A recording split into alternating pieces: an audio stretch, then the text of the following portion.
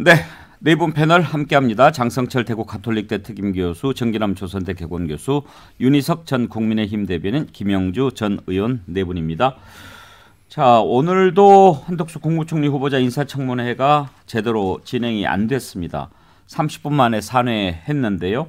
자, 이렇게 되면 이제 김영주 의원, 네. 청문회 이틀 일정이 다 날아간 거 아니겠습니까? 그렇습니다. 네. 다시 청문회 여는 것을 협의를 해야 되죠. 예, 협의를 해야 될 텐데 어쨌든 기본적으로 뭐 원인 자체가 이제 자료에 대한 공방이었단 말입니다. 예. 그리고 또 한편으로는 이것이 한동훈 또 정호영 뭐 이런 어떤 다른 후보들과의 뭐 사실 뭐 바람직하나 아름답지는 않지만 연계되어 있는 부분이기 때문에 인수위나 당선자 측에서 여러 가지 흠결이 많이 들여다 보이는 후보들에 대해서 중간에 어떤 교체할 의지가 전혀 보이지 않는 부분도 연동되어 있기 때문에 실제적으로 보면 당분간은 좀 난항이 예상된다고 봐야 될 것 같습니다.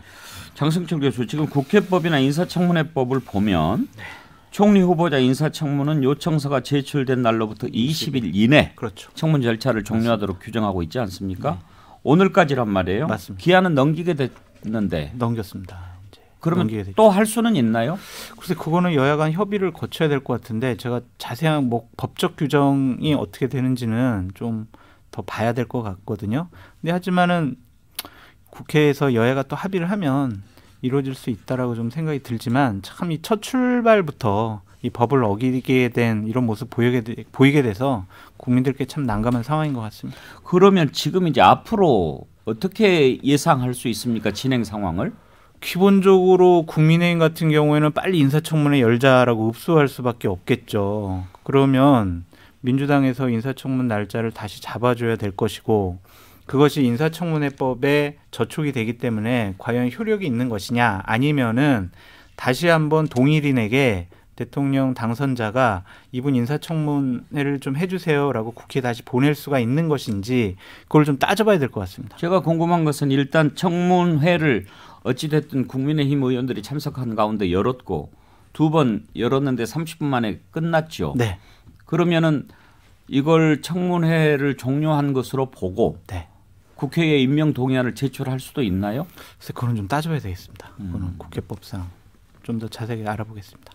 뭐 임명 동의안을 제출한다고 해도 민주당이 동의해 주겠습니까? 동의 안 해주죠. 그리고 또 역시 이제 결국은 국회의장이 직권으로 이제 본회의에 상정할 수는 있습니다. 그러나 과연 지금 박병석 의장이 직권 상정해줄 이유가 없죠. 아니 근데 청문회를 안 해도 직권 상정은 할 수 있습니까? 청문회를 하지 않아도 법정 시한을 넘기게 되면 좀 전에 얘기했던 이미 5월 7일 날 제출됐기 때문에 오늘 26일까지가 기일인 거죠. 그 법정 시한은 넘긴 겁니다. 근데 예를 들어서 여야가 다시 협의를 통해서 인사청문회를 다시 열 수 있는 방안을 뭐 논의할 수는 있을 것 같아요. 그러나 지금 그것이 법적으로 어떤 인사청문회법에 어떻게 이렇게 충돌이 되는지를 제가 그 부분은 잘 모르겠습니다만 시한을 넘기게 될 경우에는 국회의장이 직권으로 본회의에 상정할 수는 있습니다. 예. 그렇다면 결국은 아마 정부 출범 이후 5월 10일 이후에 본회의에서 처리되든가 예를 들면 직권 상정을 통해서 아니면 그 즈음에 한덕수 총리 후보 내정자가 자진 사퇴를 통해서 고리를 풀든가 뭐 이런 것이 아마 검토될 수 있는 카드로 보여집니다. 그러면 자진 사퇴 압박이라고 생각하십니까? 저는 뭐 이미 사실상 청문회 자체가 열리지 않았고 또 자료 제출이 이루어지지 않고 제대로 검증이 이루어지지 않았기 때문에 민주당이 동의할 리가 없고 또 뭐 국회의장이 직권으로 상정할 이유도 없고 그렇다면 결국은 넓은 의미에서 윤석열 당선인에게 자진 사퇴라고 하는 카드로 어쨌든 이 국면을 해야 한다라고 하는 그런 무언의 압박이 지금 가해지고 있다고 봐야겠죠. 근데 저는 궁금한 게요, 김영주 의원. 네. 민주당의 전략을 어떻게 평가하시는지 듣고 싶은데요. 한덕수 총리 후보자에 대해서 여러 가지 의혹이 제기되지 않았습니까? 그리고 국민들 보기에도 저건 좀 심한 것 같아 이런 느낌도 있는데 그렇다고 한다면 청문회를 열어서 뭐 어떻게 이런 사람을 총리로 새 정부 첫 총리로 내세운다는 말입니까? 라고 막 이렇게 공격을 해서 국민들의 동의를 넓게 구하는 것이 선거도 앞두고 있는 민주당에서 더 유리하지 않았을까 그렇게 궁금해하는 분들이 많은데 네. 왜 이렇게 했을 것 같습니까? 우선 뭐 기본적으로는 이제 검수완박 법안에 더 많이 집중돼 있다. 의견이 집중돼 있다. 그리고 또 하나는 실제적으로 보면 한덕수 총리에 대한 어떤 논박도 논박이지만 실제로 한덕수 총리에 대해서 강하게 자료 제시를 요구한 것은 사실은 정호영 후보라든지 다른 후보들의 교체를 단안을 내리기를 위한 어떤 압박 카드용이었다는 것이고요. 또 실제적으로 한덕수 총리 부분도 경우에 따라서는 국민들이 봤을 때 물론 뭐 저기 김현장에 있었다든지 나갔다 다시 들어왔다 하는 부분이 굉장히 안 좋을 수 있고 그렇습니다만은 실제적으로 보면 재산 정식에 대한 국민 일반적 감정은 없습니다만은 아주 명확한 불법적인 문제라든지 이런 부분은 좀 애매하게 느낄 수 있거든요. 그러니까 국민 감정상으로 좀 과했다. 말하면 퇴임 후에 재산 정식이 너무 심했다라든지 또 부인이 뭐 어떤 뭐 그림을 팔았다고 하는데 그 부인이 그림을 판 것도 실제로 재임 중에 판 것은 별로 없습니다. 이제 그래서 그런 부분에서 명확하게 한덕수는 안 돼 이런 것을 할 수 있기가 참 어려운 부분도 없잖아 있지 않았을까. 또 마지막으로는 부분적으로 어쨌든 이 사람이 노무현 대통령 시절에 어쨌든 국무조정실장 부총리 총리 되시는 그런 과정에 있었기 때문에 실제로 그런 부분에 있어서도 우리가 어떤 그 공격하는 데 있어서 약간의 한계 뭐 이런 부분들도 내부적으로는 깔려 있지 않았겠나 그렇게 보여지네요. 근데 윤희석 대변인 혹시 그런 느낌 들지 않습니까? 민주당이 윤석열 당선인을 향해서 여소야대가 뭔지 보여주겠다. 뭐 좀 이런 그런 기세가 좀 보이지 않습니까? 보여줄 거 충분히 보여줬죠. 지금까지 하는 것만으로도. 그러면 뭐 청문회 안 한다고 아예 그냥 개의조차 안 되게 만드는 걸로까지 보여줄 필요? 그거는 너무 과한 거로 보이고 좀 표현이 그렇습니다만 민주당이 좀 비겁해요. 아까 여러 말씀하셨는데 저는 다 동의해요. 한덕수 총리 후보자가 노무현 정권 때 총리를 했으니까 좀 공격하게 껄끄럽다는 거. 막상 까놓고 보니 결정적 한 방은 없을 것 같으니까 괜히 응해주는 것 같은 그런 느낌 이런 게 있을 거란 말이에요. 거기다가 뭐 이런 얘기 하잖아요. 한동훈 장관 지명자에 대해서도 보이콧하겠다, 청문회 안 하겠다 이런 얘기 하잖아요. 그러니까 공개적인 자리에 나와서 막 공격하는 건 어쩔 수 없는 거지만 이렇게 아예 그냥 나오지를 않고 뭐 자료를 이상하게 주는 저 요청해가지고 자료 제출 안 했다는 걸 이유로 이렇게 하는 게 과연 그걸로 172석 쓰기에는 권한이 너무 많잖아요. 그러니까 좀 뭔가 여야가 합의를 해서 청문회 뭐 법적 그 해석은 뒤로 하고 뭔가 그래도 청문 절차 통해서 이분을 검증하는 모습을 보여주고 표결해서 낙마시킬 거면 그대로 하시고 그러고 절차할 수밖에 없는 거죠. 뭐. 네. 저는 뭐 윤희석 그 대변인 얘기 표현 중에 비겁하다 민주당이 이런 표현을 쓰셨는데 저는 비겁한 게 아니라요. 전략이 없어요. 소위 저는 기본적으로 지금 이 당의 그 원내 리더십이나 당 지도부 리더십이 굉장히 실종됐다고 봐야 된다. 좀 전에 앵커께서 말씀하신 것처럼 청문회 이 부실한 자료 제출을 근거로 해서 어제 오전 정도에 충분히 그 부분을 대국민 홍보를 한 뒤에 실제 청문회에 들어갔어야죠. 예. 들어가서 얼마나 이 소위 이른바 김현장 관료로서 정말 휘황찬란한 이 소위 관피아의 최고봉의 수준이 어느 정도인지를 국민들 앞에서 여실히 보여줬어야 됩니다. 그리고 국민들이 지금 궁금해해요. 그렇죠. 어떻게 해서 어떻게 돈을... 정말 했길래 예. 뭐 예를 들면 뭐 10년간 43억이 되든지 또는 뭐 어떤 재벌 그룹들한테 소위 이른바 그림을 팔았는지부터 시작해서 오늘은 얘기를 들을 줄 알았어요. 그렇습니다. 이제 그런 것들을 소위 이른바 당 지도부가 충분히 전략적 사고를 통해서 이 청문회를 어떻게 활용할 것이냐 그리고 어떤 타격을 줄 것이냐 이런 고민보다는 저는 지금 강성 지지층의 어떤 그 분위기 소위 뭐 한덕수 총리 안 돼, 한동훈도 안 돼, 뭐 이런 그 분위기에 사실은 또 검수완박, 검찰개혁 이거 이번 4월에 처리 못하면 뭐 거의 지도부가 다 쫓겨날 것 같은 분위기 이런 분위기에서 지도부가 리더십을 지금 회복하고 있지 못하다. 그런 부분이 대단히 아쉬운 대목으로 보입니다. 장성철 교수 비겁하다는 것과 전략이 없다는 게 어떤 게 더 심한 말인가요? 전략이 없다라는 게 그렇죠. 왜냐하면 무능하다라는 것이기 때문에 그렇습니다. 그러니까 민주당 같은 경우에는 기본적으로 지방선거를 앞두고 과연 이러한 행동이 지방선거 승리에 도움이 되느냐 안 되느냐를 좀 판단을 해야 될 것 같은데 그거보다는 일단은 국무총리 건도 우리가 좀 협상 안으로 좀 남겨두고 검수안박 이런 것도 남겨두고 장관들 인사청문회도 우리가 국민의힘을 좀 압박하기 위한 수단으로 좀 삼아보자라는 것 같습니다. 헌법 87조를 보면요. 국무위원은 국무총리의 제청으로 대통령이 임명한다 이렇게 돼 있거든요. 그러니까 장관 후보자를 추천하는 것과 제청하는 것은 좀 다릅니다. 다르죠. 그러니까 국무총리가 이번에 인준이 안 되고 인사청문회 통과가 안 되면은요. 장관도 임명할 수가 없어요. 국무총리가 없으니까. 그렇다면 두 가지 방법인데 김부겸 이제 총리가 그렇죠. 지금은 대통령이 아니고 당선인이니까요. 그렇죠. 네, 5월 10일 이후에 김부겸 총리가 인사청문회 통과된 국무위원 후보자들을 장관으로 제청을 해야 되는 그런 일이 벌어질 수도 있다. 김부겸 총리가 윤석열 대통령 이후 네. 계속 총리직에 있나요? 그거야 뭐 이제 대통령의 마음이겠죠. 총리 마음 아닌가요?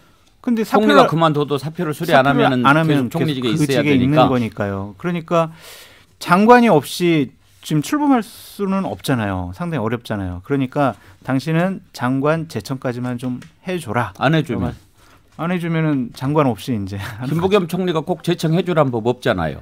그렇게 말씀하시면요, 뭐 안 해줄 이유도 없잖아요. 제청해줄 가능성이 꽤 높죠. 네. 성향상. 아 그런가요? 두 분이 예. 또 친구고. 예. 어. 그래서 아예 뭐 이런 것까지 염두에 뒀는지는 모르겠습니다만은 김부겸 총리를 계속 총리로 하자는 안도 처음에 잠깐 처음에 나왔어요. 나왔던 것 같은데 이걸 염두에 두고 하지 않았겠나. 원희룡 후보자가 그때 당시에 네. 신의 한 수라고까지 표현을 했었어요. 왜냐하면 초창기 이런 과정 속에서 장관 청문회도 난항이고 그렇다면 신속하게 셋업하고 그다음에 장관을 만들고 난 다음에 그다음에 물러나는 수순으로 충분히 검증한 새로운 총리를 모시는 그런 생각도 뭐 지금 현재 굉장히 그 갈등 속에 있는 여야 대치 국면에서는 신의 한 수로 볼 수 있는 부분이 없잖아 있다고요. 혹시 윤희석 대변인께서는 지금 이렇게 한덕수 총리 후보자에 대한 청문회 보이콧이 검수안박 중재안을 재논의하기로 국민의힘이 입장을 정하면서 민주당이 더 이렇게 좀 반발하는 그런 성격도 있다고 보십니까? 그 말씀은 만약에 중재안 합의 과정에서 한덕수 총리 지명자 인준을 연계시키는 약간의 좀 표현이 또 그렇습니다. 딜을 한 거 아니냐는 예상에 근거한 질문으로 보이는데 전 별개라고 봐요. 검수한박은 검수한박이고 총리 인준은 총리 인준이라고 봅니다. 민주당의 지금 생각을 보면 아까 우리 정 교수님께서 말씀하셨는데 뭐 전략이 없는지 뭔지는 모르겠으나 저는 표현을 하면 내적 균형감을 상실한 것 같아요. 누가요? 대선 패배 이후로 민주당이요? 민주당 전체가. 그래서 사안을 뭐 전략적으로 이렇게 보거나 뭐 뒷생각을 하고 하는 게 아니라 그냥 껌껌이 계속 그 좀 분노 뭔가 이 분풀이. 그렇죠. 뭐 그런 단어가 연상되는 감정의 흐름에 따라서 의원들이 지금 판단을 하고 있는 게 아닌가. 원내 지도부나 당 지도부도 마찬가지가 당선자 아닌가. 측에서 굉장히 일을 잘하면 우리가 긴장하고 그럴 텐데 긴장 안 해도 대충 될 것 같으니까 자꾸 그러는 거잖아요. 그쪽이 좀 잘해주세요.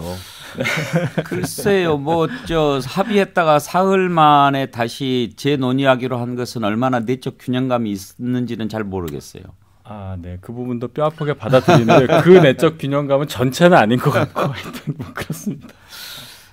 자, 그러면 혹시 윤희석 대변인 보시기에 총리 청문회가 이렇게 어렵게 됐는데 장관 후보자 청문회는 순서대로 다 진행이 될 것 같습니까? 어떻습니까? 글쎄요. 민주당 마음인데 이 상태에서 제대로 될 리가 있을까요? 다만 이제 여론이 아니 청문회를 그래도 들어와는 줘야 되는 거 아니냐라는 압박이 많아진다면 총리까지 하면 어쩔 수 없고 다음 장관 순서대로는 들어오기는 할 것 같아요. 민주당에서. 다만 또 뭐 청문 보고서 당연히 채택 안 될 거고 또 싸움 할 거고 뭐 그렇게까지는 예상을 해봅니다. 오늘 보면은 많은 청문회 일정이 좀 합의가 됐습니다. 예. 가장 논란이 되고 있던 한동훈 법무부 장관 인사 청문회는 5월 4일 날 하기로 했고요. 예. 환경부 장관, 고용노동부 장관, 해수부, 농림부, 여가부 장관 오늘 다 채택이 됐거든요. 지금 권영세 통일부 장관 후보자만 지금 아직 인사청문회 날짜를 잡지 못한 것 같습니다. 거기는 뭐가 문제가 되나요? 글쎄요, 무슨 문제인지 모르겠습니다. 원래는 잡혀 있었는데 뭐 홍콩 주식 관련된 거 그런 건가 보죠? 글쎄요, 하여튼 그거라면 오히려 더 청문회를 열어서 따져봐야 될 부분인데 무슨 이유인지 아직 못 잡고 있습니다. 민주당 입장에서도 장관 청문회는 당연히 그 일정을 진행하는 게 맞지요. 자칫 잘못하면은 지금처럼 강대강 대치 국면이 지속되면은 앞서 얘기했던 것처럼 뭐 입법이라든가 청문 절차를 통해서 민주당의 어떤 독주 프레임이 부각될 가능성이 굉장히 크거든요. 그런 부분들을 감안한다라면은 청문회를 진행하면서 정말 유능한 어떤 민주당의 모습을 어떻게 보여주느냐의 문제로 가야지, 이게 전체적인 발목 잡기 뭐 이런 그 프레임에 걸려들면 저는 지방선거도 역시 굉장히 어려워질 가능성이 커 보입니다. 그래서 아마 저는 진행 절차는 가져갈 것으로 예측할 수 있을 것 같습니다. 또 실제 이렇게 합의했다고 그러고요. 네. 장성철 교수도 정치를 오래 이렇게 지켜보셨으니까 정권 교체하는 것도 많이 봤잖아요. 네. 어떻게 보면 우리가 하도 오래돼서 잊어버렸는지도 모르겠습니다만 이번이 제일 심한 것 같다는 느낌이 드는 것은 지금이라서 그런 걸까요? 아니면 정말 그런 건가요? 지금이라서 그런 부분도 있는 것 같고요. 또한 대통령 당선인께서 정치를 처음 해보던 분이라서 정치보다는 본인의 고집과 신념으로 지금 여러 가지 사항을 결정하고 있는 것에 대해서 야당이 된 민주당은 상당히 좀 불편해하고 있는 모습을 표하고 있다라고 보여집니다. 대통령 당선인께서 당초에 야당과 협치하겠다, 소통하고 통합하는 대통령 되겠다라고 하셨는데 아직까지 당선인으로서 민주당 쪽 인사분들을 만나지를 않으셨어요. 그러니까 그 부분이 좀 아쉬운 것 같아요. 예. 그러니까 형식적으로라도 대통령 되신 분은 뭐 진 당에 당사를 방문을 한다든지 예. 아니면은 그 당의 후보를 만나시든지 이런 것이 형식적으로라도 있었는데 지금 그게 보이지 않아서 좀 아쉽습니다.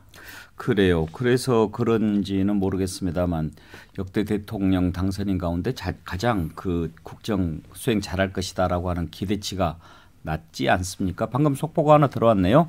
한덕수 총리 후보자 청문회 다음 달 2, 3일 이틀간 개최하기로 여야가 합의했다고 합니다. 다음 주 아주 뜨거운 한 주가 되겠군요. 2일, 3일 한덕수 총리 후보자, 4일 한동훈 법무부 장관 후보자 청문회. 네. 예, 다음 주 아주 여야의 불꽃 튀는 또 청문회 대결이 펼쳐질 것 같은데, 얘기 나온 김에 지금 윤석열 당선인이 취임 전에 이렇게 보여줬던 여러 가지에 대해서 평가들이 다양하게 나오는데 또 이제 공관을 두고 외교부 장관 공관으로 가기로 결정했다는 것 아닙니까? 장성철 교수, 이런 부분은 처음에 육군 참모총장 공관 쓴다고 하지 않았어요? 준비가 좀 부족해 보입니다. 다양한 것을 처음에 검토를 해서 딱 하나의 메시지를 줬어야 하는데 여기 가볼까 저기 가볼까 어디가 좋을까 좀 엉망진창이 아니었느냐, 좀 혼란스러워하지 않았느냐라고 비판 안 받을 수가 없습니다. 대통령 관저잖아요. 대통령이 묵으실 곳인데 거기는 다양한 여러 가지 시설들 들어가야 되고요. 상징적인 의미도 있잖아요. 그런데 이렇게 자꾸 여기 갔다가 저기 갔다 한다는 것 자체가 준비 부족이다라고 말씀드릴 수밖에 없고, 저는 최적의 장소를 골랐다고 생각을 합니다. 기본적으로 거기가 대지가 대략 4만 5천 평 정도 돼요. 그렇게 되면 축구장 2개 넓이거든요. 그리고 묵으실 관저 같은 경우에는 한 450평 정도 됩니다. 그럼 충분히 거기서 다른 일도 보실 수 있고 여러 가지 경호동 같은 경우도 지을 수 있는 충분한 장소가 나와서 진작 미리부터 여기로 결정했으면 얼마나 좋았을까. 그럼 혼란이 없었을 것 같은데 아쉬운 부분입니다. 그런데 정계란 교수, 대통령이 되면 우리나라의 모든 공공시설을 다 마음대로 이용할 수 있나요?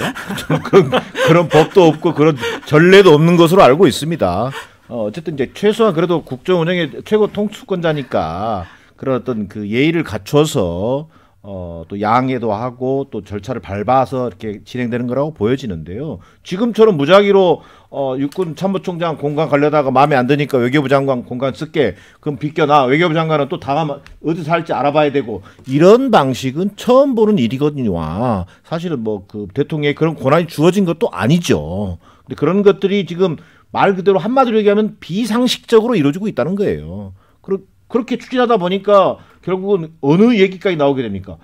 뭐 아니 한 달 동안 집무실도 한 달 넘게 임시 집무실 써. 그다음에 또 관저도 서초동에서 한 달 동안 또 출근해. 뭐 이런 일을 지금 졸속적으로 추진하다 보니 이런 일이 나타나게 되는 것이고 급기야는 그 대선 선거 과정에서부터 그렇게 논란이 되었던 소위 이른바 그 김건희 씨 배우자 김건희 씨가 뭔가 역할한 게 아니냐 관저 결정에 이런 얘기까지 나오게 되지 않습니까? 그 의혹 언론에서 의혹 보도가 나오니까 이틀인가는 조용했어요. 그래서 뭐 거의 사실인 것처럼 그러더니 이틀 뒤에서 해명하지. 아니 육군 참모총장 공간도 그에 들어가겠다고 25억을 예비비로 책정했던 거 아니에요. 근데 그때는 뭐 비가 안 새고 그냥 공간이 그럴싸했습니까? 그런 건 아니잖아요. 이런 거 보면 국민들이 그래서 아니 도대체 처음 보는 이런 대통령 관저와 집무실을 두고 난 이사 대란 이게 도대체 어디서 기인된 거냐? 법적 근거도 없고 도대체 국민적 의구심이 늘어날 수밖에 없는 거죠. 너무 신나서 말씀하시는 것 같아요. 신나진 않았어요. 정말 안타까워요. 안타까워. 신날 일이 뭐가 있겠습니까? 근데 다만 이제 그 부분은 좀 지적을 해야 될 필요가 있는 게요. 당선인 대변인이 외교부 장관 공관으로 확정했다라고 하는 것을 먼저 밝힌 게 아니었어요.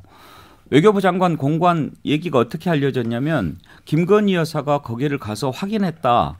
뭐 이런 얘기가 나오고 그러면서 그쪽으로 결정한 것 같다라고 기사가 나오니까 기자가 당선인 대변인한테 확인을 하니까 그때야 외교부 장관 공관으로 확정됐다. 그리고 김건희 여사 때문에 결정했다는 것은 오보다.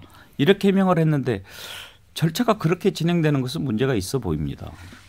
아무래도 이제 뭐 원론적으로 얘기하면 이거는 이제 행안부가 의사결정을 하는 일입니다. 그러니까 국가의 재산이고 실제로 대통령이 어디 사셔야 되고 실제로 TF팀이 그 뭐 윤한홍 팀장과 행안부 장관이 협의해서 논의해야 되는데 어쨌든 그 논의 과정이 뭐 이미 다 논의했습니다마는 하루 갑자기 광화문 하다가 갑자기 2, 3주 안에 용산 하다가 이렇다 보니까 연쇄적인 어떤 문제인데 지금 청와대를 활용하는 것도 저는 굉장히 불만이에요. 그러니까 개방한다는 것만 가지고 큰 뉴스라고 생각할 것이 아니라 실제로 청와대 안에 있는 영빈관이나 이런 시설을 어떻게 제대로 활용할 것인가. 그냥 열어놓고 푼다는 것이 아니라 당장 취임식 이후에 무슨 특정 호텔에 가서 뭐 영빈관을 쓴다.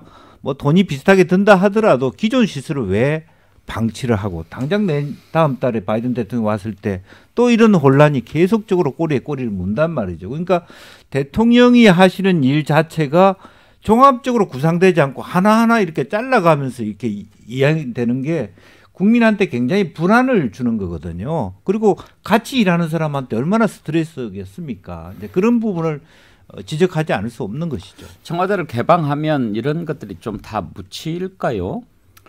묻히기를 바라죠. 묻히기를 바라는데 아무래도 임시 사무실 쓰시는 모습이 이제 공개가 될 거고 또 관저도 준비가 안 됐으니까 기존 사저에서 왔다 갔다 하시는 모습 뭐 그런 것들이 다 스케치로 나갈 테니 처음에는 아무래도 뭐 긍정적인 평가를 받기는 어려워 보입니다. 이 관저도 육참총장 공간이었다가 외교부 장관 공간으로 바뀐 이 경위도 두 분 말씀하셨지만은 국민들께서 납득하시기가 좀 어려운 부분이 많이 있어요. 그래서 요거는 향후에 저희가 더 해명을 하고 예. 또 시간이 지나서 왜 그렇게 할 수밖에 없었는가를 설명하는 과정이 꼭 필요하다고 생각합니다. 아무튼 새로운 미래에 대한 희망을 얘기할 때 아니겠습니까? 지금 대통령 취임 다가오고 있는데 그런데 자꾸 이런 부분들 얘기 나오는 것 그런 부분 참 안타깝고 무엇보다도 당선인을 가까이 모셨던 측근이 그런 얘기하는 거 조심스러워하는 모습 이거 보는 것도 참 불편해요. 좋은 얘기 많이 있었으면 좋겠어요. 제가 오늘 방송하면서 느낀 거는 패널은 야당 패널이 훨씬 더 편하고 좋구나라는 생각이 들었습니다. 그렇죠. 네, 백운계 시사 1번지 오늘은 여기서 문을 닫겠습니다. 네 분 수고하셨습니다. 감사합니다. 감사합니다. 내일 다시 뵙겠습니다.